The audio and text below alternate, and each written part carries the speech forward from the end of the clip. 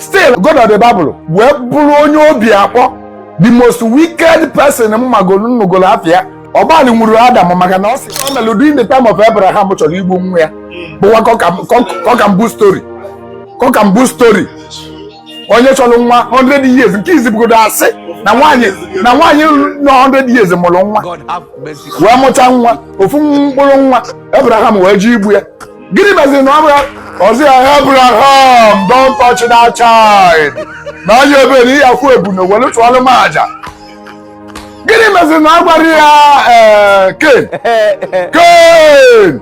Imeketa metụ Abel aka ọgwụ ọbụla ka mụ na gị Cain na-apụ ala. Abel nyere m aja gbara agba gị na-enyere m. Cain imetụ Abel aka nwelụta na gbagbuo gị kịta.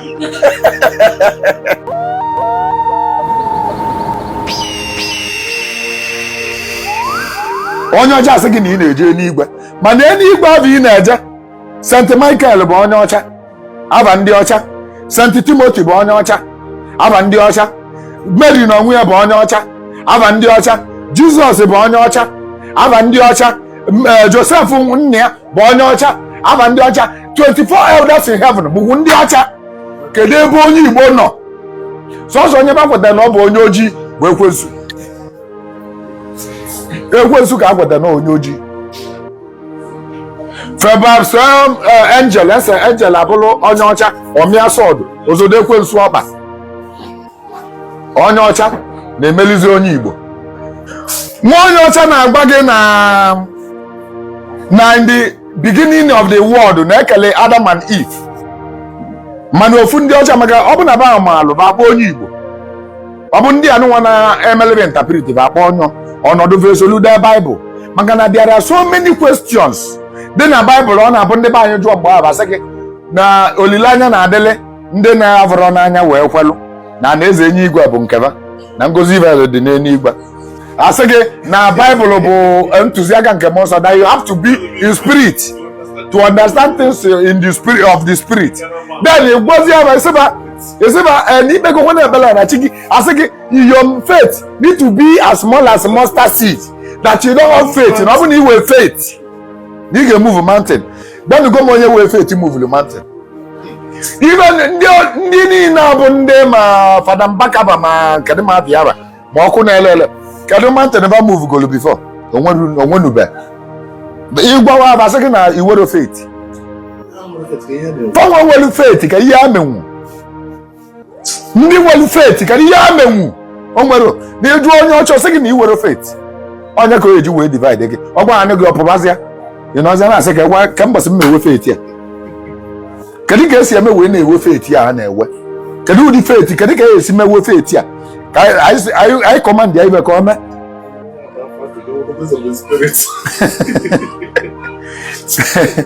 Ndị ọcha bịara be anyị introduce wala anyị fasting and prayer ma bada eme fasting. Ndị ọcha bịara be anyị introduce anyị night vigil ma bada eme night vigil. Mana ba introduce ule anya.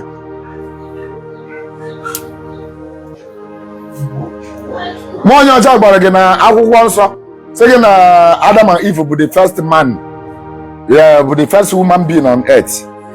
Adam and Eve wee mụọ Cain and Abel. Na-egekwe ntị. Cain na Abel na-emerọ njọ. Kedu ibe mezili na God of the Bible akpọrọ ọlụ ụva kpogotekwa na Garden of Eden. Dapụzie Adam and Eve ụtalụ mkpụrụ isi ọ makwa na ba ga-ata tinye ebe ahụ. Maka na God of the Bible asụrụ ọnya bụ omnipotent, omnipresence, omniscience, omniibe niile. Na tupu ọ na-eme na ọma nwee na-ajụ ọ pụtara na God of the Bible amarọ na Eve ya agba Adam wọta mkpụrụ esi nye esi ya taa. Ọ bụ na ọ marọ wee jee ka enye chekwalụ ọ pụta chekwudu nke adịgoro fa ọ pụta na adịrị na God of the Bible amarọ na Adam and Eve ga-ata mkpụrụ esi ọ rapụrụ anya na that Garden of Eden. Gịnị mere o wepụrụ data mkpụrụ esi dị ya? Gịnị mere o wepụrụ data mkpụrụ esi mee mkpụrụ esi o disapia ma ọ bụ kpochie nye tinye o nwere ụdị keji ọ ya alụ ebe a tinye fama nwe access. Ọ pụta na ọ marọ. Now Serpent ya na-ekwu ibe na serpent bụkwa na ebe ọma ka o mere. Na God bụ God of alụlụ ana na onye ka ọ bịa gbara. Ọ dị alụlụ ana ọ dị bụ na Adam and Eve gba ọtọ na-agagharị according to God. Ọ na-awọchi bulu film. Ọ ga-ata n'ọnọdụ na-ekili odogwu Adam. Ọ dịghị odogwu ekenye.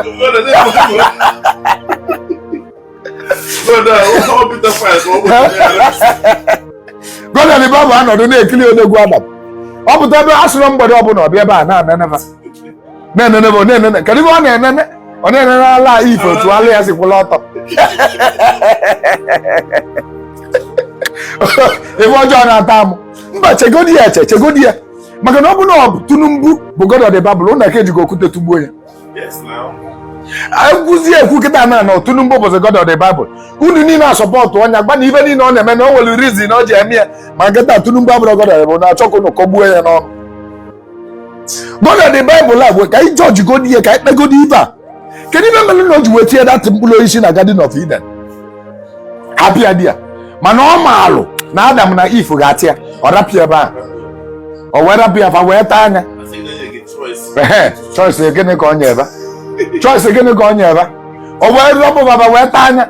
Mgbagba otu ọ bụ na ọ nye ebe choice na ọ chọrọ ịnwaba ọnwa. Eziokwu m na ị chọrọ ịnwaba. Na o nwere ịchọ ịnwa m onye ori ọnwa. Ịma na ọ na-ezu oji na ị ga-ema ma oyi ezu. Iwere ego debe ya n'ụlọ ofu ebe na-ekili ya na-enyi ya. Ochiti and this God of the Bible. Otu Bible si wee kọwa ya na ọ kwesịrị ọnọdụ ebe ọbụla ọ nọ. Ọ na-enene ihe nne ka CCTV kamera. Otu o si wee kọwala anyị o si enene. So ọ nọ na CCTV kamera na-ekili Adam na-ekili serpent. Ọ na-ekili Eve na-ekili serpent. Serpent agba Eve. Si aja ghọta mkpụrụ ezi a. God of the Bible anọdụ ebe na-ekili ya. Na-ekili ya. Ọta ntụcha anya ọja ghọta mkpụrụ ezi taa. Gịnị mere na God of the Bible ejiri ụlọ ọsọ? O jiri ụlọ ọsọ jee kwụsịgodu Adam. Mee ka Adam data na Eve atana. Mana ọ rapụrụ ya. Eve jee ghọtagodi debe Adam jee kweli ihe. God nọdụ na-ekilive na-awụ ọchịba ma until Adam abata. Adam wee batazi ya Eve wee were mkpụrụ osisi a wee nye. God na-awụ ọchị ya Adam taa anya. Adam tacha anya God of the Bible wee bịakwa ka ọ bịa nene ọtọfọ otu o si enene. Wee batazi ya ọ bụrụ na ha magoro ha wazi ọtọ. God of the Bible wee bụ na bụ the thing na God of the Bible wee bụ onye Adam kedu ebe ị nọ? Na God of the Bible amaghị ebe ọ nọ. Ọ gbalị ya na-ajụ ya ka ebe ọ nọ. Wee bụ onye ga ebe ọ nọ anya akpọ ya okpuru isi. O wezi ya onye nwe m ịkpọzi na m ụgbọ ọtọ. O wezi Adam onye gwa gị na ịgba ọtọ ifu gị na ọ bụrụ omini sayensị bụ nwa ga. Ọ na-ajụzi Adam onye gbalị ya jee gụọ akwụkwọ nsọ ọfụma Genesis. Onye gwa gị na ịgba ọtọ Adam. Nye God of the Bible abụrụ na-asị ka nna asị na ọ bụ omini sayensị, omnipotent, omini ife niile. O nweghị ihe ọma, ọ maghị aka m myself. Aka m God of the maka o make your sense. You want to go? So God of the Bible onye asị na blasphemy ketapa lacha gị anya. Otondo ka ebo efulefu onukwu ọnwa ayọla akpụ ya anyọla akpụ gị atọrọ batrị gị idiot kama ihe ege ntị. So God of the Bible ibe akwụkwọ nsọ gwuru ọrịa ga na-akọwa o nwere ihe ọzọ ọrụ kin ga anyị na-eme interpret ihe dị na akwụkwọ nsọ ga anyị na-akọwa ebe a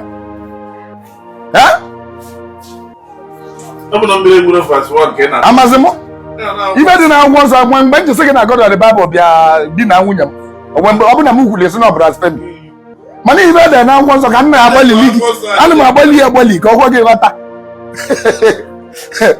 God of the Bible wee punish Adam na Eve and mind you Adam bụ ezigbote nwa afọ.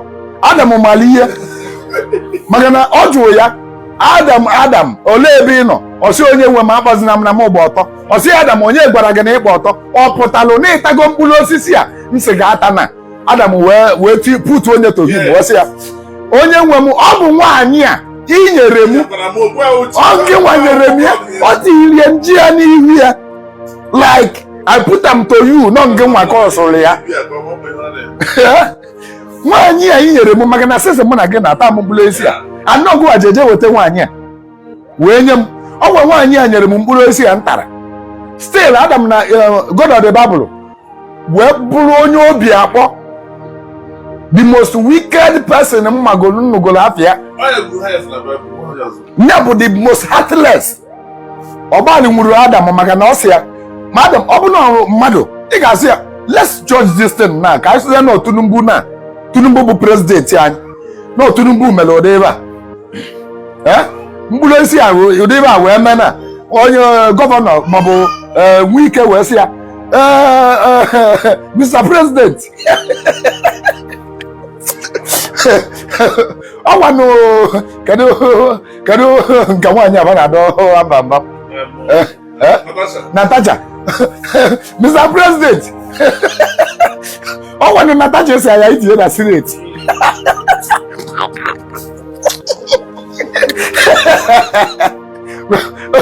Ọwanụ si Natasha isi etinye na Senate. Ọgwa gị si anyị tinye anyị etinye onye mere ya hapụzi ya n'onwe ike pọnichi ya na Natasha ọrụ pọnichiri ọpọnichiri enwe ike ma meziwuo nke enwe ikezi ọ dịzi ya rie nne maka na ọ sịzi na nke anyịzi anyị akazi wee taa afụ na anyị akazi wee taa afụ ịghọtago. So God of the Bible wee punish ebe na bụ wee zide ebe na ụwa bana bụ wee nọdụzia. God of the Bible jidekwaba n'ụwa ndị abịa ịtụrụ nga still ịchọkwa ịhapụfe aka fanọkwa na-ekpeli ekpele na-ayọkwa mgbaalụ ọgbalụrụ maka ofu mkpụrụ isi a ha taa ofu mkpụrụ isi a ọ chọzi ịgbalụ fa wee mụọ nwa oke ụmụ vanụ nwa ba mụrụ maka ọ bụrụ unu bụ Naijiria unu ga-ajọji distin ụmụ va kedu ihe a mee ọ na-abụ onye mụọ nwa nye na nwa ya nọdụ na prison. Gịnị mezi na God of the Bible eji ekwupụta ụmụ ya tren begodi wee debe ya na Garden of Eden ka Adam na Eve taba afọ njọ ebe ọ bụ na life imprisonment ka ọ tụrụ jail ọ dapụba na ụmụ na-atazi afọ.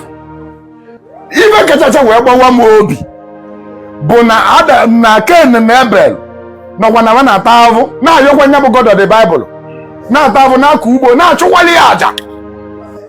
Yes, Hana bụ na-achụli ya aja every season na bụ achụọli ya aja ọ na-eli. Akwụkwọ nsọ mere ka anyị mara na God of the Bible na-eli aja mmadụ na-aba a na-achụ olicha aja o bụrụ onye obi akpọ kpọkịlịkpọ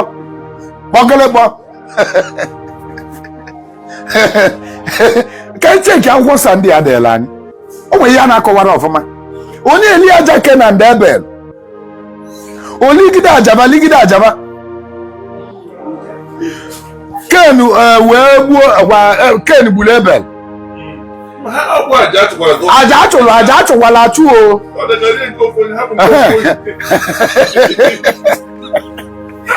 Aja achụla achụ God of the Bible wee lie aja ofu onye o lili nke Abel lapụzi nke Ken wee wewe iwe Ken wee bute isi God of the Bible na-enene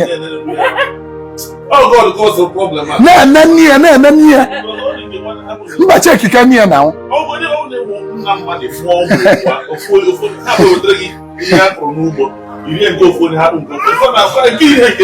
ga na-ewe iwe onye riri ezigbo ife onye mgbagwazi nke nyere ezigbo ife nwaanyị eji hapụ egbuo nke ahụ gaa nyere ezigbo ife o were bụ nke nyere ya ajọ ife ọ na-echọrọ ili gaa wee bunye isi ọgba nkịtị.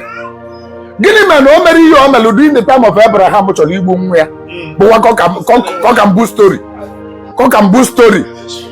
onye chọrọ nwa 100 years nke izibugodo asị na nwaanyị nọ 100 years mụrụ nwa wee mụcha nwa ofu mkpụrụ nwa Abraham wee ji igbu ya. Gịnị meziri na ọzọ ya Abraham don't touch that child na onye ebe na ihe akwụ ebu na were chụọrọ m aja. Gịnị meziri na agwara ya Ken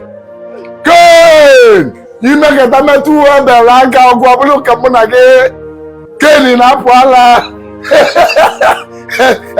Abel nyere m aja gbara agba gị na-enyere m Ken imetụ ebele aka nwelụta na gbagbuo gị kịta.